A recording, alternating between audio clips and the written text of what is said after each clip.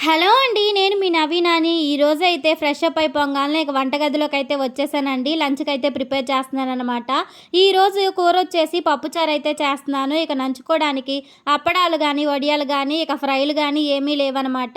ఇక పప్పుచారుతోనే సరిపెట్టేసుకోవాలి. ఇకైతే ఈ కుక్కరు మా టీవీ కొన్నప్పుడైతే మాకు దానికి ఫ్రీగా వచ్చిందనమాట. అసలు చాలా మందంగా ఉందండి. క్వాలిటీ కూడా చాలా నచ్చింది. ఇక ఏదైనా సరే పప్పు అయితే ఇక దాంట్లోనే వండేస్తున్నాను. నా దగ్గర ఉన్న పాత కుక్కర్‌లయితే లబ్బర్లు పోయాయన్నమాట. పప్పుచారు అయితే ఇక ఎప్పుడు ఒకే స్టైల్‌లో చేయనండి. ఇక మారుస్తా ఉంటాననమాట. కొన్ని సార్లు పప్పుతోనే ఉల్లిపాయలు, టమాటాలు, పచ్చిమిర్చి ఇవన్నీ వేసేసి ఇక ఉడకబెట్టి చేస్తాను. ఇంకోసారి అయితే ఇలా ఆయిల్‌లో అయితే మునక్కాయలు ఇవన్నీ ఏసి చేస్తాననమాట.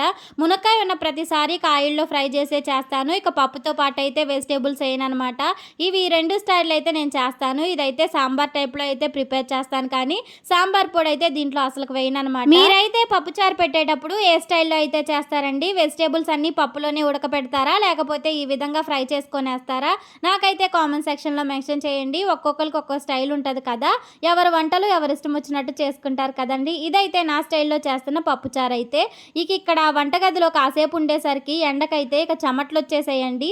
పొయ్యి వేడి గూడా ఉంటది కదా! దానికైతే ఇక తట్టుకోలేకపోయాను. కొంచెం సేపయితే ఫ్యాన్ కిందకెళ్ళి కూర్చున్నాను. ఈలోపైతే సిమ్‌లో పెట్టిన పప్పుచారు గూడా బాగా మరిగిపోయాయండి. ఇక పోపేసేసాను. పోపులోకైతే తాలింపు గింజలు, ఎండుమిర్చి, వెల్లుల్లి, కరివేపాకు ఇంతేనండి.